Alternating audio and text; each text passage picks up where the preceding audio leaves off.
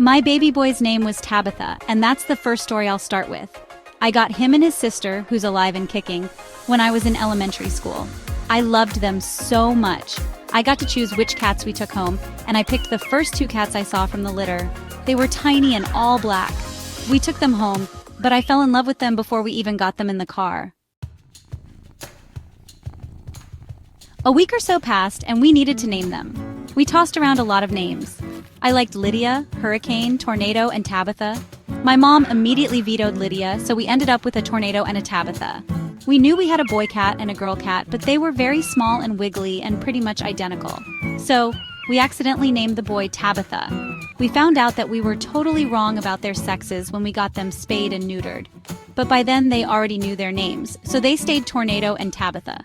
The girl cat became Torny or Tornado, and the boy we called Tabitha, Tab, Tabby, or just some variation of Buddy Boy.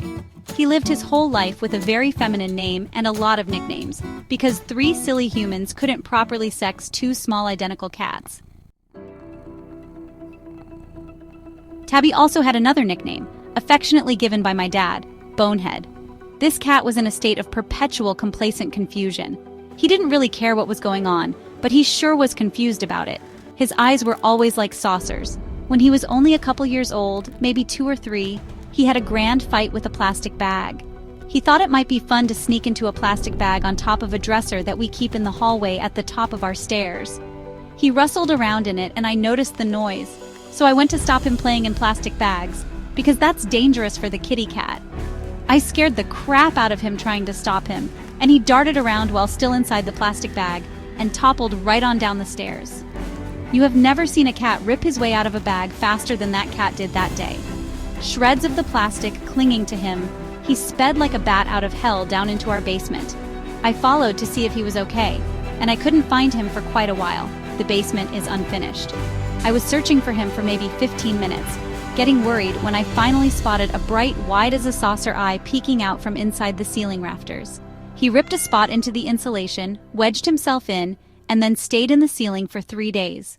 We had to bring him food, and he would only come out to eat it when no one was around.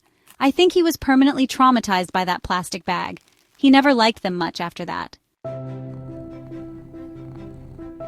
Tabby and Torny were indoor cats. They were let outside on harnesses so we could watch them. We have a lot of foxes, hawks, and occasionally coyotes. However, especially when they were younger, they both felt the call of the wild. They loved waiting at windows and doors and trying to dart past us to get outside if we opened the door.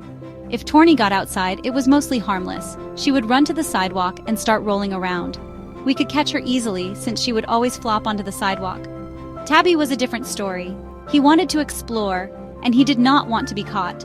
One day he got outside by running past my mom as she came through the door. We were worried about him, since he was never the smartest cat, and he was a bit pudgy as well. We tried to lure him out all day with food and treats. Only a few minutes into his wild adventure, it started raining. We tried and tried to find him, but we couldn't, so we waited at the house in the hopes that he'd come back. Hours later, we heard him meow. He was at the front door, safe and sound, and very wet. We could see his muddy paw tracks leading from the side of our porch, and we theorized that he spent the entire time under the bush next to our porch, too scared of the rain to come out. Eventually, he braved the storm to be let back into the warm, dry house. He was a very brave kitty in his way. Things confused him so much, but he always muddled through. The rest of my stories are more mundane. He was fluffy, he had the fluffiest chest. He was sweet and dear and very friendly to everyone. He was very good-natured. He had a high-pitched meow, probably because we cut his balls off at an early age. He always knew when we were sick or upset, and would lay at the foot of our beds to comfort us. He would sit on our steps at night and guard the front door. He would chase his sister and annoy the hell out of her, but he would also clean her and nuzzle her. He purred like nobody's business. He was a very dear and loving cat in all ways, very special, always wanted company, never wanted to be alone, always wanted belly rubs or chin scratches or head kisses, never turned down being pet or kissed or held. He was incredibly tolerant for a cat. He was incredibly tolerant for any animal, really. I guess I just wanted to record how special he was.